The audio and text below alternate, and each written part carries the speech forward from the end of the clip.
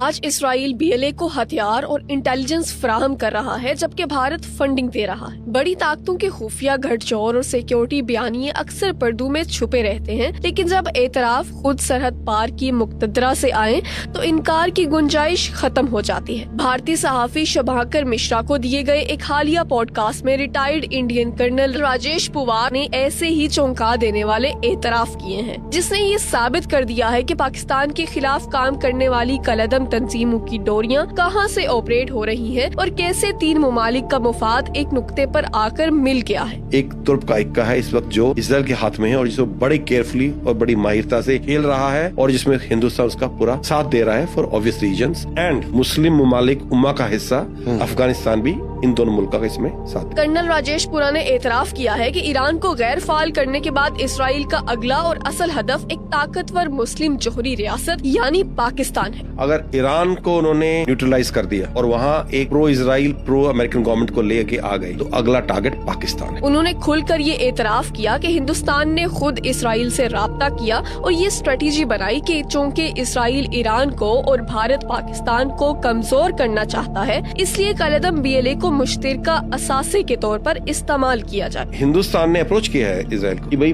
BLA جو ہے Balochistan liberation army وہ آزادی کی لڑائی لڑ رہی ہے، اپنے حقوق کی لڑائی لڑ رہی ہے، ان کا بہت پرسیکیوشن ہو رہا ہے، بہت اتیاچار ہو رہے ہیں اور ہمیں ان کو سپورٹ کرنا ہے۔ آج اسرائیل اس تنظیم کو جدید ترین ہتھیار اور انٹیلیجنس فراہم کر رہا ہے جبکہ بھارت اس پورے نیٹ ورک کی فنڈنگ یعنی پیسہ فراہم کر رہا ہے۔ اسرائیل کا ابھی تک تو رول لمیٹڈ ہے۔ They are providing intelligence, they are providing weapons. India is largely providing financial aid, BLA even to TTP. اس گٹھ جوڑ میں افغانستان کی زمین بھی استعمال ہو رہی ہے، یعنی بھارت کا پیسہ، افغانستان کی زمین اور اسرائیل کی ٹیکنالوجی مل کر پاکستان کو نشانہ بنا رہے ہیں۔ BLA اور TTP ان دونوں کو جو شرن دے رہا ہے، جو ایک ریفیوز دے رہا ہے، ٹیریٹوریل بیسس پرووائڈ کر رہا ہے، وہ ہے افغانستان۔ ان کو زمین افغانستان دے رہا ہے، اپنے ملک سے ان کو آپریٹ کرنے کی اجازت دے رہا ہے، ان کو ایڈمنسٹریٹو سپورٹ دے رہا ہے، پیسہ ہندوستان دے رہا ہے اور ٹیکنالوجی انٹیلیجنس وہ اسرائیل دے رہا ہے اس وقت۔ اور جو دخل اندازی ہے اسرائیل کی، جو اس کا انٹرسٹ ہے، وہ لگاتار on the rise and so is India's and so is Afghanistan. تو یہاں ان تینوں ملکوں کے انٹرسٹ کنورج ہو رہے ہیں اور ان تینوں کا ٹارگٹ لارجلی پاکستان ہے، کچھ حد تک ایران۔ اس کھیل میں فرقہ وارانہ تفریق کو بھی ایندھن کے طور پر استعمال کیا جا رہا ہے تاکہ ایران اور پاکستان کے سرحدی علاقوں کو غیر مستحکم رکھا جا سکے، کیونکہ پاکستان کا جوہری اثاثہ ہونا اسرائیل کے لیے سب سے بڑا خطرہ ہے۔ اور بلوچ جو ہے یہ سنی مسلمان، 80% پاکستان کے علاقے میں آتے ہیں بلوچستان میں اور 20% بارڈر کے اس پار ایران میں۔ ایران پورا ہے شیعہ اور یہ ہے سنی۔ اگر BLA میں ایک پیٹ بنا لیتا ہے اسرائیل، وہ ایران پہ نظر رکھ سکتا ہے، وہاں اپنے